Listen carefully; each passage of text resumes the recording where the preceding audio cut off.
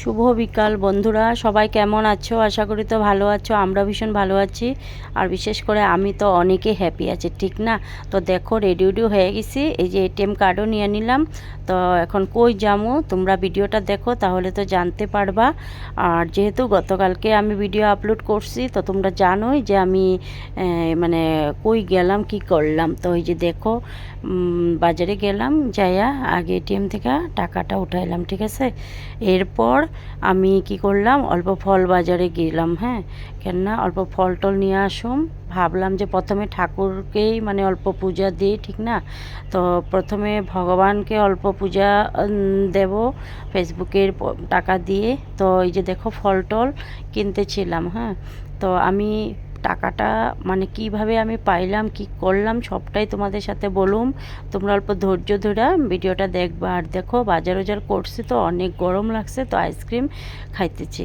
তো এই যে দেখো, আমি এটিএম থেকে পয়সা যে উঠাইলাম, কত টাকা উঠাইছি এটা তো বলতে পারুম না, তোমরা একটা আইডিয়া করে নিও। এরপর আবার আইসা পড়লাম অল্প খই চিড়া এগুলি নিতে। তাও বিকালে পূজা দিমু। এই পূজাটার নাম হইতেছে ঝটপট পূজা। তোমরা অনেকে চিনো না, এখন আমি কিভাবে বুঝামু ঝটপট পূজা মানে কি।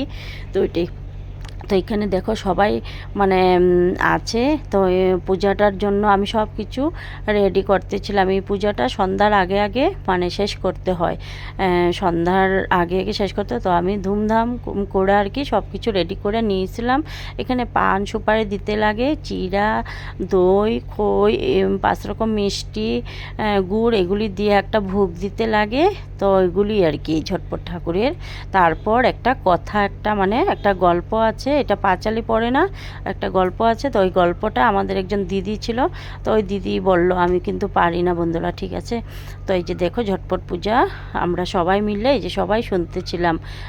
ওই দিদি মানে কথাটা বলতেছিল ঠাকুরের কিভাবে কি হইলো ওইটাই। তারপর পূজাটা হওয়ার পর আমরা সবাই মিলে মানে সিঁদুর উদুর পরতেছিলাম, তেল সিঁদুর নিতেছিলাম। হ্যাঁ, তো এখন বলি যে আমার পেমেন্টের কথাটা। আমারে 3 মাস আগে মানে নভেম্বর মাসে আমারে পেড দিয়া দিছিল।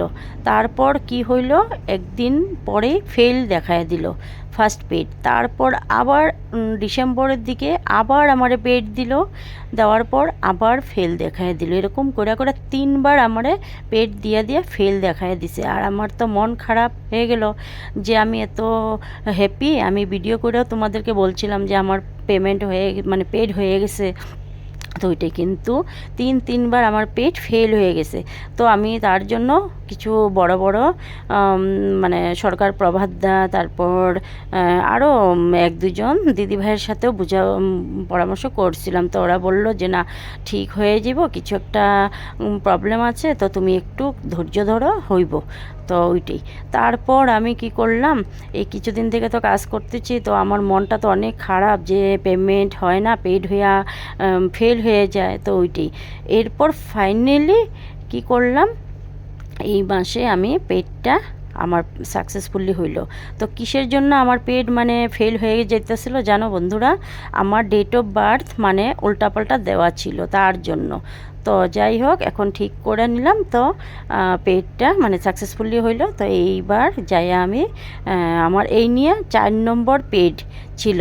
3বার ফেল হওয়ার পর 4বারের বার আমি পয়সাটা মানে টাকাটা পাইলাম। তো দেখো, রাত্রে আমরা তোমার মানে আমার গুড্ডু, তারপর আমার একজন ভাতিজা, তোমার দাদা, আমরা সবাই মিললে মানে আমরা হোটেলে গেলাম, যেহেতু আমি পেমেন্ট পাইছি। তো দেখো, পার্টি তো একটা দিতেই লাগে না বন্ধুরা? তো এই যে দেখো, হোটেলে আইসা পড়লাম।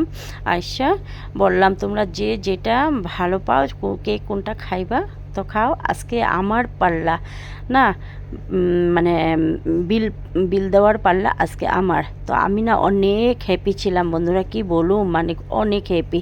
এত কষ্ট করার পর আমি যাই হোক ফাইনালি আমি মানে কষ্টের ফলটা পেয়েছি। তো সেটাই। আর তোমাদেরকে ধন্যবাদ জানাই, তো আমার হাজব্যান্ডকে ধন্যবাদ জানাই। ও মানে দেখো, ঘরের যদি মানে সাপোর্ট না থাকে, ভালোবাসা না থাকে, তাহলে তো আমরা কাজ করতে পারুম না। ফেসবুকে কাজ করতে অনেক কষ্ট কিন্তু বন্ধুরা।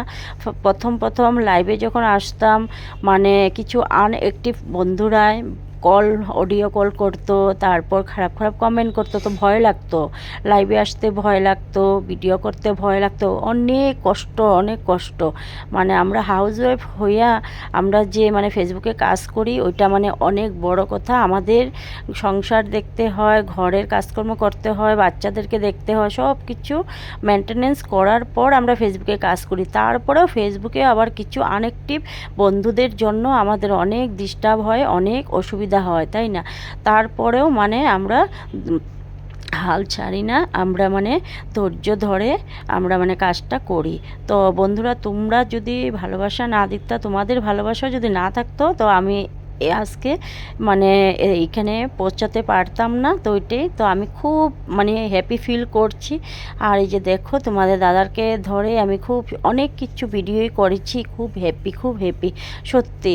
মানে আমার নিজের মানে ইনকামের কিছু একটা মানে আমি মানে খরচ করতে পেরেছি, তার জন্য আমি অনেক হ্যাপি, তাই না?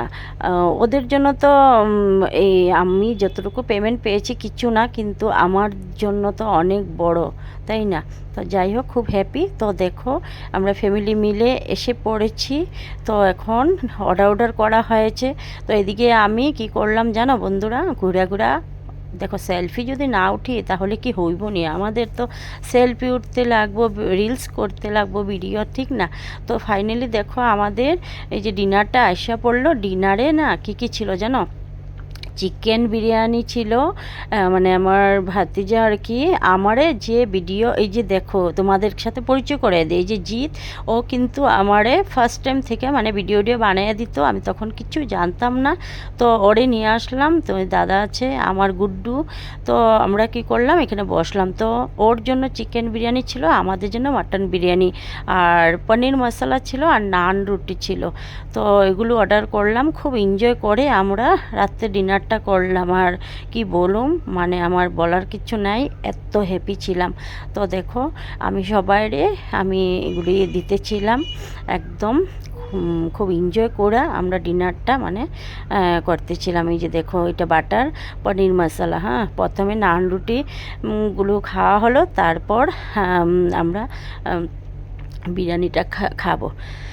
তো কি বলুম, তোমাদের জন্য এগুলো সম্ভব হয়েছে। তোমরা আরও ভালোবাসা দিয়ে যাও, যাতে আমি আরও আগ বাড়তে পারি। তোমাদের ভালোবাসা সহযোগিতা না থাকলে কিছুই করতে পারবো না। আর ফেসবুকে হিংসা করলে হবে না, আমরা একে অপরকে ভালোবাসা দিতে হবে। আমি ভগবানের কাছে প্রার্থনা করি তোমরাও যেন এমন পেমেন্ট পাও, এমন পার্টি করো, সেটাই। তো বিল টিল পে করা হয়ে গেল। এখন দেখো আমরা এসে যেতেছি, তখন 11টার মতো হয়েছিল, আর আমরা বাইকে আসতেছি। দেখো তো কেমন লাগতেছে, আর পেকিং অল্প